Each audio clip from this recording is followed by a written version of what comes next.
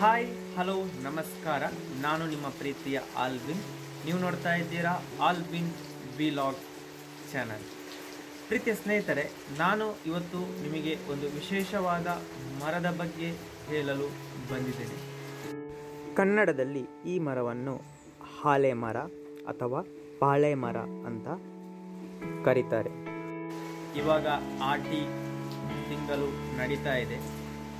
ಇನ್ನೇನು ಸ್ವಲ್ಪ ದಿನದಲ್ಲಿ ಆಟಿ ಅಮಾವಾಸ್ಯೆ ಅಂತ ಬರ್ತದೆ.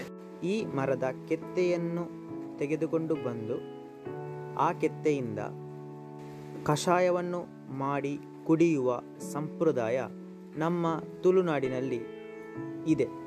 ಸೊ ಆ ದಿನ, ಆಟಿ ಅಮಾವಾಸ್ಯೆಯ ದಿನ ಅಂದರೆ ಒಂದು ದಿನ ಮೊದಲಿಗೆ ಆ ಮರದ ಹತ್ತಿರ ಹೋಗಿ ಮರದ ಬುಡವನ್ನು ಸ್ವಚ್ಛಗೊಳಿಸಿ ಅದರ ಹತ್ತಿರ ಇರುವ ಬೇರೆ ಗಿಡಗಳನ್ನು ಸ್ವಲ್ಪ ಕ್ಲೀನ್ ಮಾಡಿ ಮಾರ್ಕ್ ಮಾಡಿ ಇಡುವ ಒಂದು ವಾಡಿಕೆ ಇದೆ.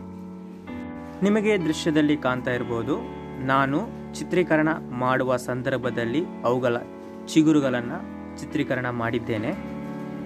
ನಾನು ಚಿತ್ರೀಕರಣ ಮಾಡಿದಂತಹ ಮರದ ಬುಡವು ಜಾಸ್ತಿ ದಪ್ಪವಾಗಿರಲಿಲ್ಲ, ಸ್ವಲ್ಪ ಸಣ್ಣಗೇನೆ ಇತ್ತು.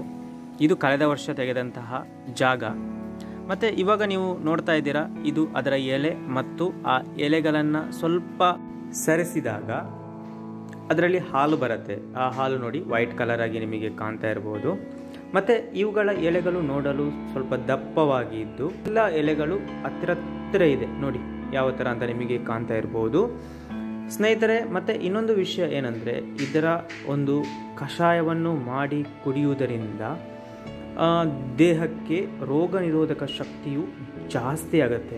ಮತ್ತು ಆಟಿ ಅಮಾವಾಸ್ಯೆಯ ದಿನ ಈ ಕಷಾಯವನ್ನು ಕುಡಿಯುವುದರಿಂದ ದೇಹಕ್ಕೆ ತುಂಬಾ ಒಳ್ಳೆಯದು ಅಂತ ಪುರಾಣಗಳು ಹೇಳ್ತವೆ.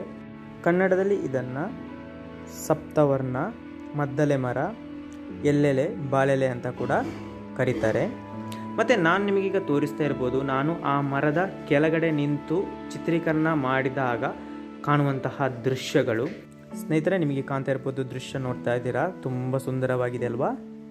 ಹೌದು ಸ್ನೇಹಿತರೆ, ನಿಮಗೆ ಈ ವಿಡಿಯೋ ಇಷ್ಟವಾದರೆ ದಯವಿಟ್ಟು ಸಬ್ಸ್ಕ್ರೈಬ್ ಮಾಡಿ, ಪಕ್ಕದಲ್ಲಿ ಇರುವ ಬೆಲ್ ಬಟನನ್ನು ಒತ್ತಿ ಆಲ್ ಅಂತ ಲೈಕ್ ಮಾಡಿ, ಕಮೆಂಟ್ಸ್ ಮಾಡಿ, ಶೇರ್ ಮಾಡಿ. ನಿಮಗೆಲ್ಲರಿಗೂ ಧನ್ಯವಾದವನ್ನು ಹೇಳ್ತಾ ಇನ್ನೊಂದು ವಿಡಿಯೋದಲ್ಲಿ ಮತ್ತೆ ಸಿಗ್ತೇನೆ. ಅಲ್ಲಿ ತನಕ take care and bye bye.